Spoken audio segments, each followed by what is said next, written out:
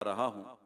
ये अपने वालिदैन का इकलौता बेटा था और जब बेटा इकलौता होता है तो काफ़ी लाड प्यार से उसको पाला जाता है। इसका भी कुछ ऐसा ही मामला हुआ था। इसे भी काफ़ी लाड प्यार से पाला गया। वक़्त के साथ-साथ वो बड़ा होता चला गया। लाड प्यार की वजह से उसका जो दिमाग था, वो ख़राब होता गया यानी बिगड़ता चला गया वो। उसके अंदर वालिदैन की लिए को मोहब्बत, शफ़क़त, प्यार और हमदर्दी का जज़्बा उसमें था नहीं। माँ-बाप के साथ बदतमीज़ी करता, इनके साथ बदअख़लाक़ी करता, उल्टे-सीधे अल्फ़ाज़ कहकर माँ-बाप को तकलीफ़ पहुँचाता। एक वक़्त आया कि वालिद साहब का इंतकाल हो गया और इसी तरह बाप को तकलीफ़ देता रहा, आखिर कभी बाप से इसने माफ़ी ना माँगी और वालिद साहब एक दिन दुनिया से रुखसत हो गए। अब माँ अकेली रह गई। वालिद की वफ़ात के बाद भी इस नौजवान में कोई तब्दीली ना आई। वो जैसा था वैसा ही रहा, बदतमीज़ का बदतमीज़, बद-अख़लाक़ का बद-अख़लाक़, बेबाक था। माँ-बाप के साथ तो बदतमीज़ी करता था, बाप के जाने के बाद अब माँ के साथ भी वो बदतमीजी, बदअखलाकी, तू तड़ा, अबे तबे से बातें करता। दिन ब दिन इसका रवैया खराब से खराब होता चला गया। माँ बहरहाल माँ होती है, इसके अंदर औलाद के लिए बेतहाशा मोहब्बत होती है। औलाद कितनी बिगड़ी हुई हो, माँ अपनी शफकत का और अपनी मोहब्बत का अंदाज बनाए रखती है। बुरे साथियों की दोस्तियों ने इसे मजीद बिगाड़ रहा। घूमना फिरना, उल्टी सीधी दोस्तों की हरकतें करना, ये इसकी प्रैक्टिस थी। माँ इसको मना करती। माँ को अच्छी तरह मालूम था कि बुरे साथियों की वजह से ये मजीद बिगड़ेगा, ये मजीद खराब हो जाएगा। वैसे ही इसका दिमाग है ही इस तरह का।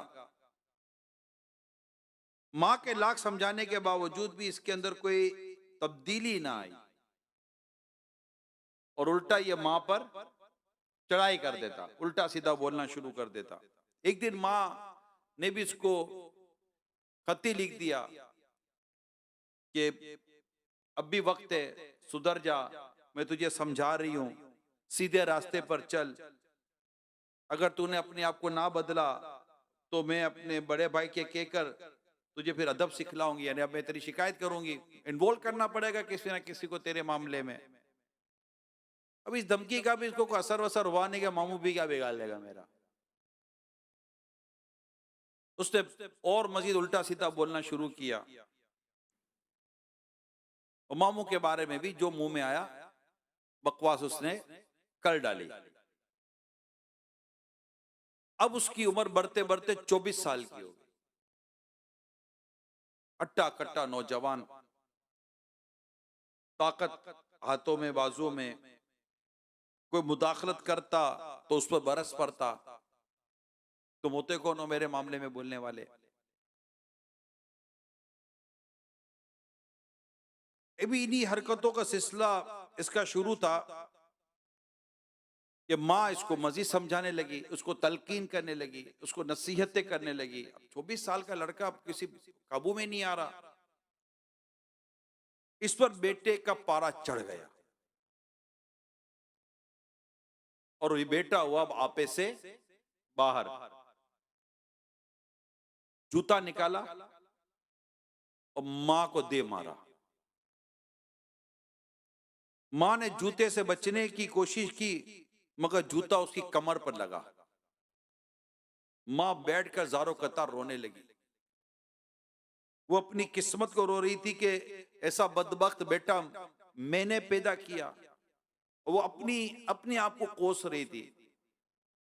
होता है ना कि मेरे अपने आप को याद कर रही है, अपने अमाल याद करेगी कि ऐसा बदबख्त बेटा मेरे यहाँ पैदा हो गया कि मुझे मेरा बेटा जूतों से मार रहा है। उसको कहीं किसी किस्म की कि लड़के को कोई नदामत, को अफसोस नाम की कोई चीज नहीं थी। माँ इतनी तकलीफ देती, इतनी तकलीफ देती कि अचानक नाफरमान बेटे के लिए माँ के मुंह से बद्दुआ निकल गई। बद्दुआ और वो भी माँ की। देती नहीं है ये माँ, बद्दुआ यूं देती नहीं है, लेकिन माँ के मुंह से निकल गई ना, ये कहते तीर कमान से निकल गया। अब ये नाफरमान बेटा जूता मारने के बाद घर से निकल गया, दोस्तों में चला गया, अपनी करतूतों में गया, हरकतें करने लगा जो दोस्तों में हल्ला गुल्ला करना होता है। थका हारा घर वापस आया, जाकर माँ को पूछता नहीं है, माँ गुस्से में आ गया था, दिमाग खराब हो गया था, तुझे मारा पीटा, माफ कर दे वगैरह होता है ना आदमी हमदर्दी। पता ही नहीं है कि माँ जी रही है मर रही है क्या था। थका हारा घर आता है, अपने कमरे में जाता है, जाकर सो जाता है। पूछा ही नहीं माँ को कि माँ तेरे का साथ क्या हो गया। वो माफी आफी तो बंदा मांगेगा नहीं मांगेगा, कुछ भी नहीं। सुबह माँ जब उठी तो वो तो सोया पड़ा हुआ था, माँ अपने काम में मसरूफ थी। जब इसकी आंख खुली नौजवान की, तो क्या देखता है कि वो जिस हाथ से इसने अपनी माँ को जूता मारा था वो हाथ ही काम नहीं कर रहा, यानी हाथ मफलूज हो गया, हाथ तो फालिज पड़ गया, पैरालाइज हो गया, हाथ कंप्लीटली पैरालाइज हो गया। उसने फौरन दरवाजा बंद किया और चीख चीख कर रोने लगा कि मेरा हाथ मेरा हाथ मेरा हाथ। अब माँ उठकर अपने काम में लगी हुई थी, अचानक माँ के कानों में आवाज आई कि मेरा बच्चा रो रहा है, चीख रहा है। माँ तो माँ होती है ना। माँ जल्दी से कमरे की तरफ दौड़ी, दरवाजा खोला तो देखा तो बच्चा तो बिल्कुल उल्टा पड़ा हुआ है, 24 साल का नौजवान है, हाथ उसका काम नहीं कर रहा, मुड़ चुका है, फालिज लग गया है, चीख रहा है, रो रहा है, चिल्ला रहा है। अब माँ क्या करती, माँ ताना नहीं दे रही, माँ ताना नहीं दे रही, देखा कुछ भी नहीं कर रही, ये माँ होती है। माँ आती है, बेटे को उठाती है, सीने से लगाती है, बेटा रो रहा, माँ भी रो रही है। और बच्चा अब कह रहा है कि माँ जिस हाथ से तुझे मारा था ना वो हाथ अब मेरा काम नहीं कर रहा, अब मैं क्या करूं। अब माँ बेचैन परेशान, सारी उम्र की तकलीफों को भूलती हुई रब से दुआ करती है, मौला मैंने से माफ किया, तू भी माफ कर दे। मगर मेरे प्यारे इस्लामी भाइयों, ये स्टोरी कुछ और है। मैंने वाकया सुनाते सुनाते कह दिया, तीर कमान से निकल चुका था। मां ने अपने रब के हुजूर अर्ज की, मौला माफ कर दे, मगर कहानी यह है, और जिससे यूं कहा जा सकता है कि अल्लाह पाक ने गोया इसके लिए फैसला फरमा दिया कि अब इसका हाथ सही नहीं होना। इसने अपनी मां पर जुल्म किया, इसने मां के साथ ज्यादती की, और आखिरकार इसका लड़के का हाथ फालिज हो गया और जिंदगी भर के लिए मोहताज और माजूर बन गया। अल्लाह अल्लाह अल्लाह। मेरे प्यारे इस्लामी भाइयों, ये बात समझने की कि बंदा अपने माँ से कोई या बाप के साथ कोई सा जुल्म, कोई सी ज्यादती कर बैठता है, और अल्लाह पाक को इस कदर वो उसका अमल नापसंद होता है, इतना अल्लाह पाक उस पर मतलब इस मामले में अल्लाह कितनी भी नाफरमानी कर बैठता है कि वो समझे कि वो बहुत बड़ी भूल खा जाता है। आज मेरा बयान आप समझ गए कि क्या है। माँ बाप, अल्लाह पाक हमारे माँ बाप को सलामत रखे। हर औलाद गौर करे कि इसने अपने माँ बाप के साथ क्या किया है। उससे हाथ उठाया, उसका हाथ फालिज हो गया।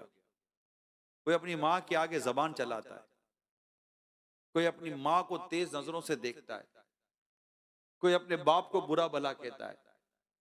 अभी पिछले दिनों में लाइव प्रोग्राम कर रहा था, उसमें मेरे इस्लाम भाई बता रहे थे, वो कहीं जुम्मा पढ़ाते थे, तो कहा मैं जुम्मा पढ़ कर बाहर निकला तो मैंने देखा कि एक नौजवान एक बूढ़े आदमी को मार रहा है, मार रहा है, मार रहा है।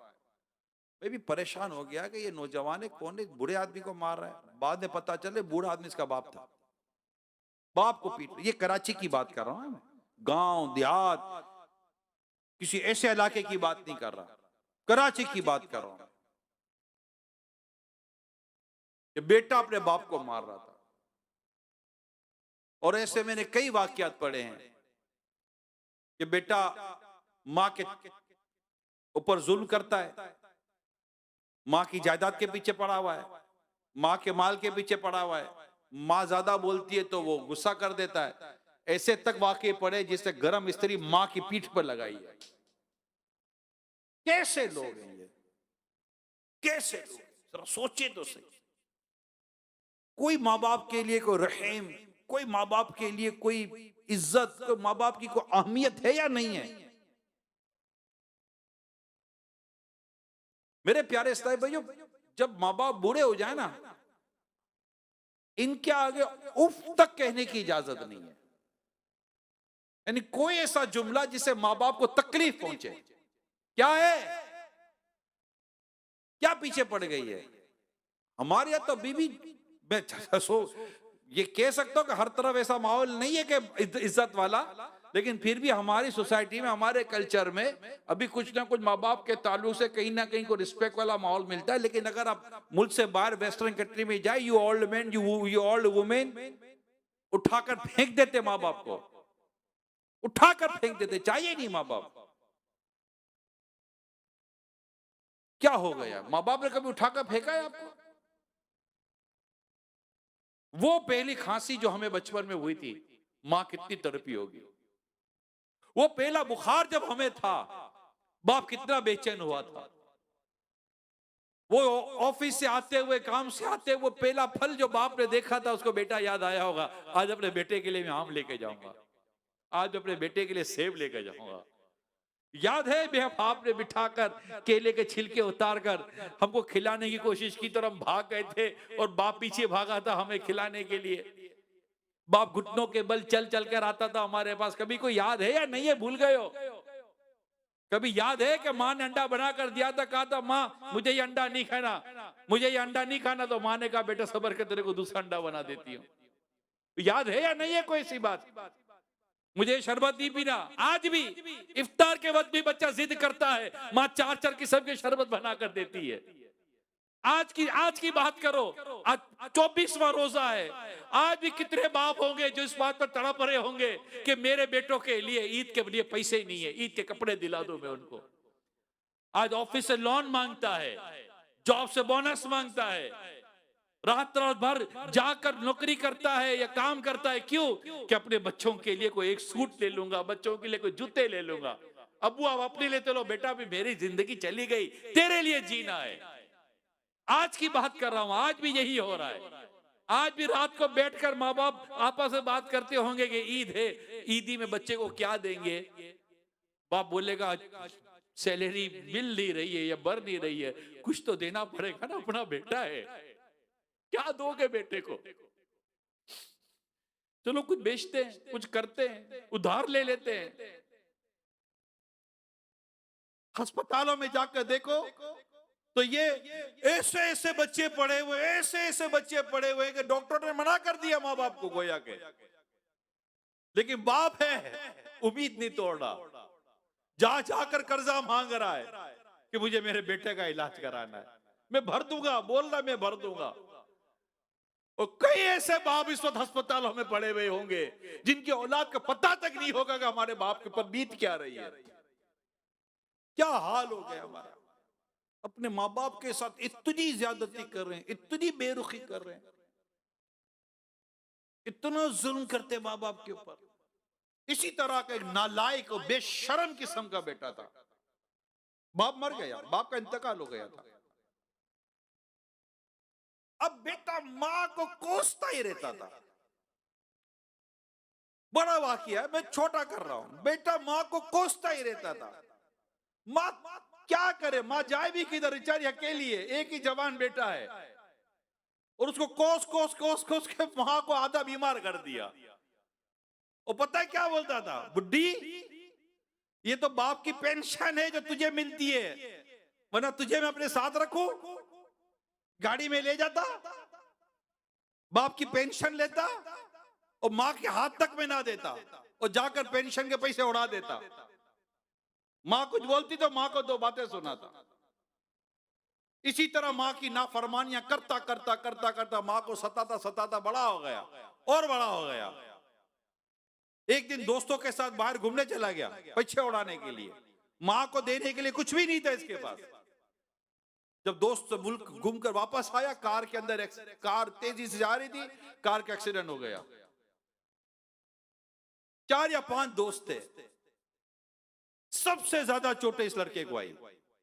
इसको अस्पताल में एडमिट करवाया गया, बहुत कुछ इलाज करवाने की कोशिश की गई, लेकिन पता चला कि लड़का मोहताज और माजूर हो चुका है,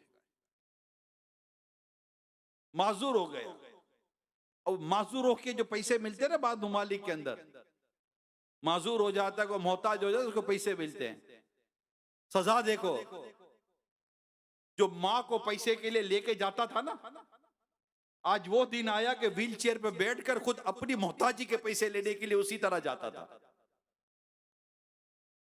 माँ को सताने का अंजाम, बाप को सताने का अंजाम।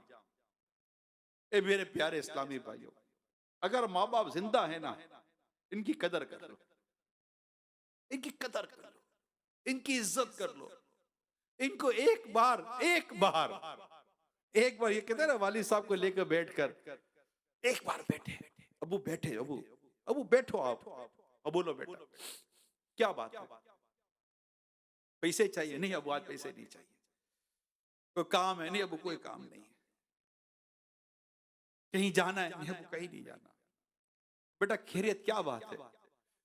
कदमों में बैठे आप बाप के, घुटनों पर हाथ है बाप के, बाप के मुंह पर एक नजर शफकत की देखो, और बाप को बोल अबू आज जी कर रहा है, किस चीज का? आपका शुक्रिया अदा कर रहे हैं। अबू जज़ाकल्लाह, अबू thank you, you are great, आपने हमें पाला पोसा बड़ा किया, कितनी तकलीफ उठाई अबू आपने, मैं आपका शुक्रिया। क्या कब्र पे जाके ही बाप का शुक्रिया अदा करोगे यार? जीते जी नहीं कर सकते क्या?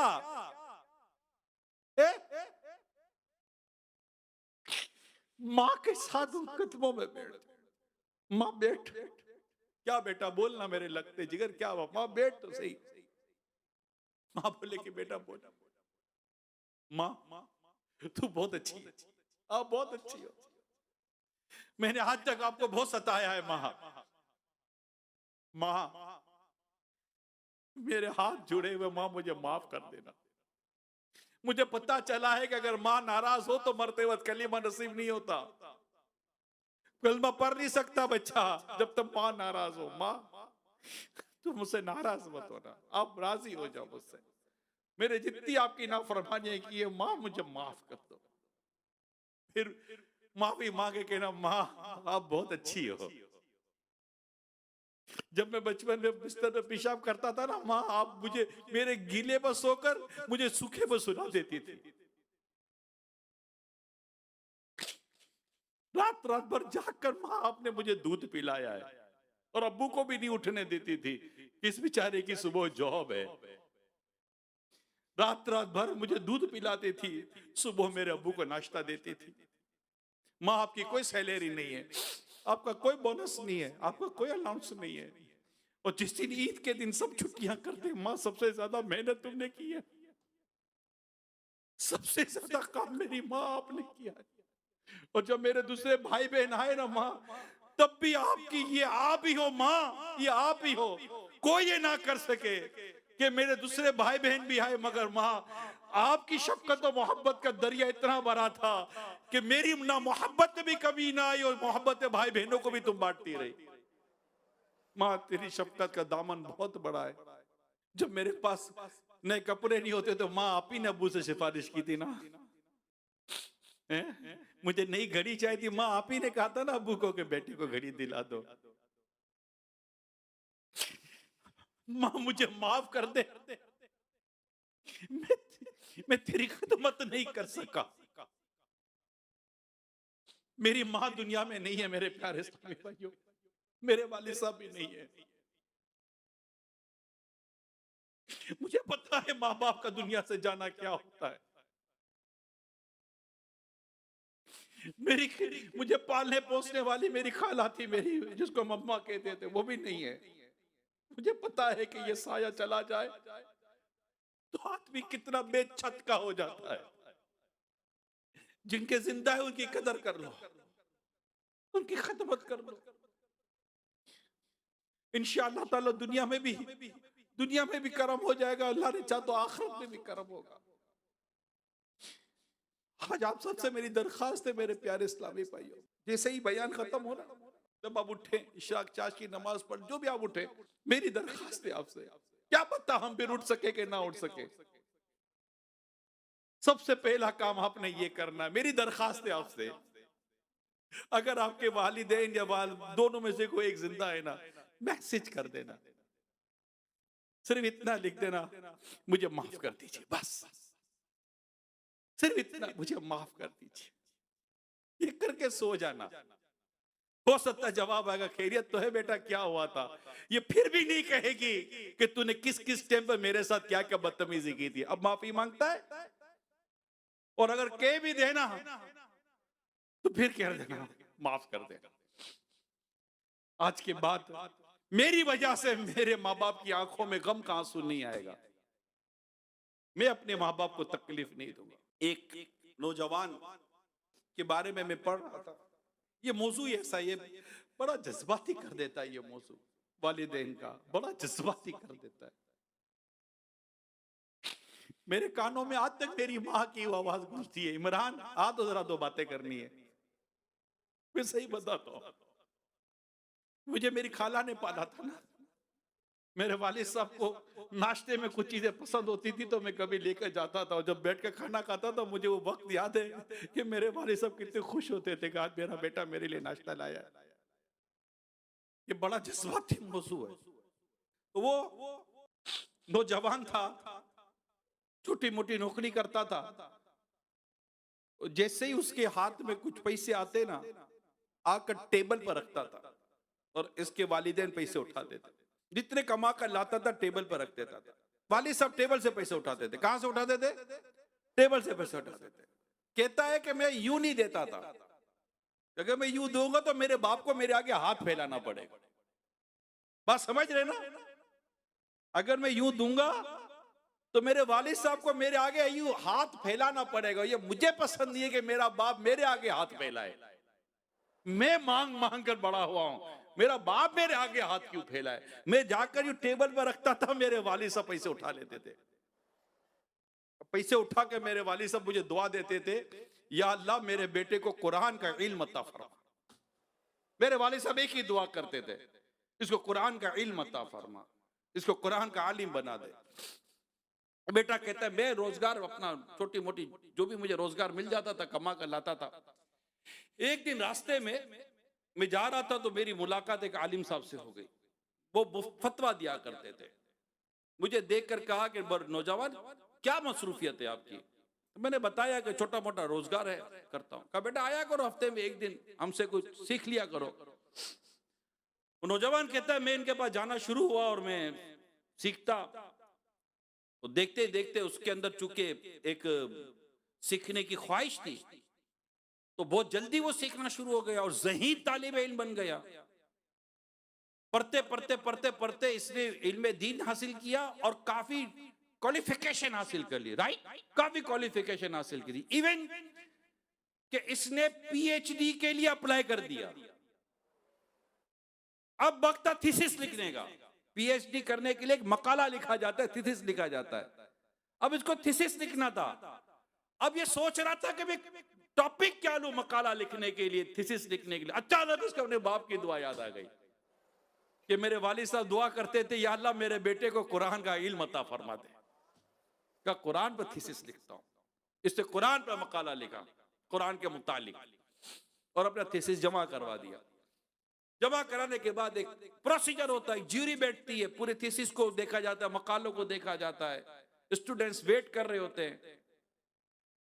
एक दिन आया कि वो स्टूडेंट जमा थे और ऐलान मतलब अनाउंस होनी थी थीसिस की कि किसको पीएचडी की डिग्री मिलनी है। तो जो ज्यूरी आई यानी जो एग्जाम लेने वाले टीचर आए, यूं समझिए आप, जिन्होंने डिसीजन लेना था, उनमें वो शख्स भी था जिससे इससे पहले इल्म दीन हासिल किया था। वो देखकर हैरान हो गए कि ज्यूरी में ये शामिल है।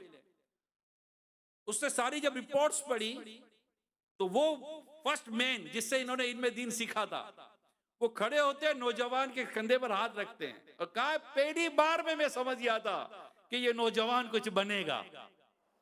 और आज ज्यूरी फैसला करती है कि हम इसे इस्लामिक स्कॉलर की पीएचडी, और जो मकाला इन्होंने लिखा, मकाला हमारे यहाँ अप्रूव हो गया है और इसे पीएचडी की डिग्री हम दे रहे हैं। ये सुनते उसने रोना शुरू किया, नौजवान ने। ये सुनते ही उस नौजवान ने रोना शुरू किया। तो जो साथ के लोग थे वो कहने लगे कि बरखुरदार, ये तो खुशी की बात है, हम खुश हो रहे हैं आपके पीएचडी स्कॉलर बनने पर, पीएचडी हासिल करने पर, आप रो रहे हो। कहने लगा रो इसलिए रहा हूं कि आज मुझे मेरे बाप की याद आ गई। क्या खैरियत? तो इसे सारा वाकया सुनाया। का बस वे जब भी मेरे वालिद साहब के हाथ में पैसे देता, मेरे वालिद साहब खुश हो जाते थे। बाप खुश होकर मुझे दुआ देता था, और दुआ ये होती थी, या अल्लाह मेरा बेटा कुरान मजीद का आलिम बन जाए। उस्ताद साहब, आज मैं अल्लाह पाक ने मेरे वालिद की दुआ कबूल कर ली और मैंने इस पर मकाला लिखा, और आज मेरे बाप वालिद की दुआ की बरकत है कि आज मुझे इस मौजू पर पीएचडी डिग्री मिली है। वालिद साहब की खिदमत, माँ की खिदमत, माँ की गमख्वारी, माँ की खैर ख्वाही। मैं आपको एक बात बताऊं, हजरत सैयदना अबू मूसा अशअरी रज़ी अल्लाह ताला अन्हु और हजरत सैयदना अबू आमिर रज़ी अल्लाह ताला अन्हु ने रसूल पाक सल्लल्लाहु अलैहि वसल्लम की खिदमत में हाजिर होकर अपने इस्लाम का ऐलान किया, इस्लाम कबूल किया। आपसे बेत हुई तो आपने उनसे दरियात फरमाया, रसूल पाक सल्लल्लाहु अलैहि वसल्लम, सुनिएगा, तुम्हारे काफिले में एक औरत थी जिसे फुला नाम से पुकारा जाता है, उसका क्या हाल है? तुम्हारे काफिले में एक औरत थी जिसका नाम फुला था, उसका क्या हाल है? उन्होंने अर्ज की, हमने उस खातून को उसके खानदान वालों में छोड़ दिया। प्यारे आका सल्लल्लाहु ताला अलैहि वसल्लम ने इरशाद फरमाया, वाकया यह है कि अल्लाह पाक ने उसकी मगफिरत फरमा दी है। उन्होंने अर्ज की, अल्लाह पाक के रसूल सल्लल्लाहु अलैहि वसल्लम, आखिर किस वजह से उसकी मगफिरत हुई? इरशाद फरमाया, माँ के साथ उसने सलूक करने की वजह से। फिर इरशाद फरमाया, अब सुनिए, इसकी माँ बहुत बूढ़ी थी, इसकी माँ बहुत बूढ़ी थी। एक डराने वाली आवाज आई, इसकी कौम में आवाज आई कि दुश्मन तुम पर हमला कर रहे हैं, हमला करने वाले हैं, आज आज हमला होने वाला है, इसलिए बस्ती छोड़ दे, बस्ती खाली कर दी जाए।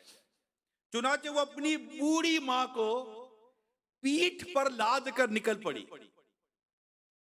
जब वो थक कर चूर हो जाती, माँ को पीठ पर उठाकर, तो अपनी माँ को नीचे बिठा देती, फिर अपना पेट माँ के पेट से चिपका देती, माँ के पैरों तले अपने दोनों पैर रख देती ताकि माँ के पांव गर्मी से झुलस ना जाएं। चुनाचे वो औरत अपने इस अमल की वजह से नजात पा गई और अल्लाह पाक ने उसकी बख्शिश फरमा दी। माँ की खिदमत आए है, माँ की खिदमत। या वो एक वाकया पहले मैंने बयान के याद आ गया कि एक औरत लास्ट फ्लोर पे रहती थी और उस बिल्डिंग में आग लग गई। आग लगी, लोग निकलने लगे, निकलने लगे, निकलने लगे, उतरने लगे, आग बढ़ती चली गई। अब प्रॉब्लम यह था कि उस औरत के घर कमरे में एक बूढ़ी माँ थी और उसका दूध पीता बच्चा था। अब या तो ये माँ बूढ़ी माँ को उठाए या अपने दूध पीते बच्चे को उठाए। इसने थोड़ी देर सोचा क्या करूं, आग घर में आ रही थी, फौरन फैसला किया और अपनी बूढ़ी माँ को कंधे पे लिया, उस सीढ़ी पर चढ़कर छत पे चढ़ गई, भागी, झटपट भागी, माँ को बचाना है। उस छत पर जाकर कोने में जाकर बैठ गई। अचानक बेटा याद आ गया। अब उसने फूट फूट के रोना शुरू किया, फूट फूट के रोना शुरू किया कि मेरा बेटा तो अब जलकर राख हो गया होगा। रो ही रही थी कि अचानक उसके बेटे के रोने की आवाज आ गई। हुआ क्या था? हुआ यह था कि जैसे ही अपनी बूढ़ी माँ को लेकर छत पर भागी, फायर ब्रिगेड का अमला सीढ़ी लगाकर उसके घर की गैलरी तक पहुंच चुका था। वहां यहां अपनी मां को लेकर छत पे भागी, और यहां पर फायर ब्रिगेड का आदमी घर में जाकर इसके बच्चे को उठा रहा है। किताब में लिखा है कि इसने अपनी मां को बचाया, अल्लाह पाक ने मां के सदके में इसके बच्चे को बचा लिया। ये है माँ बाप, ये है माँ बाप। अल्लाह पाक हमें माँ बाप का इताअत गुजार और फरमा बरदार बनाए, और अल्लाह पाक हमें इनकी खिदमत करने की तौफीक अता फरमाए। और हमें बस अल्लाह पाक कभी ऐसा ना हो कि हमारे माँ बाप हमसे नाराज हो। हमने जिंदगी में बहुत सारी बेअमलियां की होंगी, एक बेअमली माँ बाप के साथ नाफरमानी भी है। अल्लाह पाक हमारे माँ बाप की जो जितनी हमने नाफरमानियां की हैं, हम अल्लाह पाक से भी माफी मांगे और उसके प्यारे हबीब सल्लल्लाहु ताला अलैहि वसल्लम का वास्ता भी दें। आपको चंद हदीसें सुना देता हूं कि अल्लाह पाक के आखिरी नबी सल्लल्लाहु अलैहि वसल्लम ने इरशाद फरमाया, आपसे सवाल किया किसी ने कि अल्लाह के नजदीक सबसे पसंदीदा अमल कौन सा है? फरमाया वक्त पर नमाज पढ़ना। मैंने अर्ज किया फिर कौन सा? फरमाया वालिदैन के साथ अच्छा सलूक करना। एक और हदीस सुनिए। एक रिवायत में है कि एक शख्स ने रसूल पाक सल्लल्लाहु अलैहि वसल्लम की खिदमत में हाजिर होकर अर्ज किया, या रसूल अल्लाह सल्लल्लाहु अलैहि वसल्लम, मैं आपके हाथ पर हिजरत की बैत करने के लिए अपने वालिदैन को रोता हुआ छोड़ आया हूं। तो प्यारे आका सल्लल्लाहु अलैहि वसल्लम ने फरमाया, इनकी तरफ लौट जाओ और इन्हें इसी तरह हंसाओ जिस तरह इन्हें रुलाया था। माँ बाप पता है कितने करीम होते हैं, माँ बाप इतने करीम होते हैं। ये रिवायत का मैं पूरा मजमून अर्ज कर रहा हूं, पूरी रिवायत का एक मजमून अर्ज कर रहा हूं कि कुछ लोग जहन्नम की आग में जल रहे होंगे, रसूल पाक सल्लल्लाहु अलैहि वसल्लम इनकी तरफ जाएंगे कि इन्हें जहन्नम की आग से निकाला जाए। वो ईमान पर दुनिया से रुखसत हुए होंगे,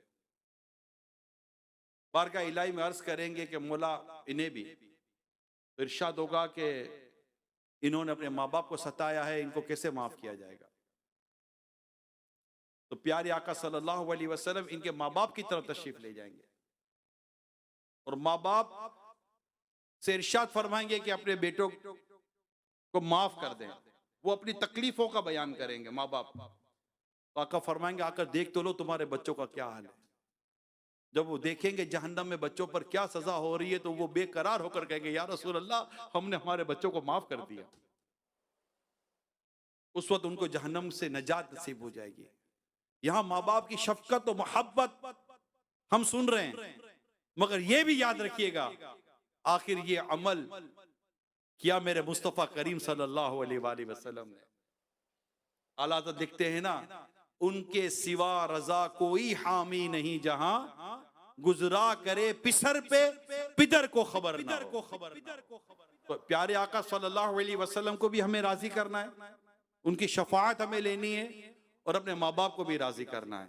तो आज कोई है नियत जिनको अल्लाह पाक ने वालिदैन का साया जिनका है कोई नियत करने वाले का हम आज ही अपने वालिदैन से माफी मांगेंगे? है कोई नियत करने वाले बाहर इस्लाम भाई हैं, अंदर बाहर, जो ये नियत करेगा आज हम अपने माँ बाप को मैसेज करेंगे, माफी मांगेंगे, इनसे दरखास्त करेंगे हमें माफ कर दीजिए, और अगर ये दोबारा ये कोई नाराजगी का इजहार करेंगे तो फिर माफी मांगेंगे, फिर माफी मांगेंगे, फिर माफी मांगेंगे, इतनी मांगेंगे कि अपने माँ बाप को राजी कर लेंगे। कौन कौन नियत करता है? इंशाअल्लाह अज़्ज़ वजल माँ बाप को राजी करेंगे और माँ बाप की इताअत और फरमाबरदारी करेंगे। मगर एक बात आखिर में ये जरूर अर्ज कर दूं, माँ बाप की इताअत और फरमाबरदारी वही है कि जहां अल्लाह पाक और उसके प्यारे रसूल की नाफरमानी ना होती हो। अगर माँ बाप को ऐसा हुक्म करते हैं कि अल्लाह पाक और उसके रसूल सल्लल्लाहु अलैहि वसल्लम की नाफरमानी होगी, वो बात नहीं मानी जाएगी। और वालिदैन से दरखास्त करता हूं कि आपका एहतराम, आपकी फरमाबरदारी अल्लाह और उसके रसूल का हुक्म है। आपको ये बात ज़ेब नहीं देती कि आप अपनी औलाद को अल्लाह और उसके रसूल की नाफरमानी का हुक्म दें। इंशाअल्लाह अज़्ज़ वजल अगर हमने ये कर लिया, अल्लाह पाक ने चाहा, तो माँ बाप भी राजी, रसूल पाक सल्लल्लाहु अलैहि वसल्लम से राजी हो जाएं, तो इंशाअल्लाह फिर अल्लाह पाक भी प्यारे हबीब के सदके में हमसे राजी हो जाएगा। रमजान भी राजी हो जाए और यूं हमारी मगफिरत का सामान हो जाए।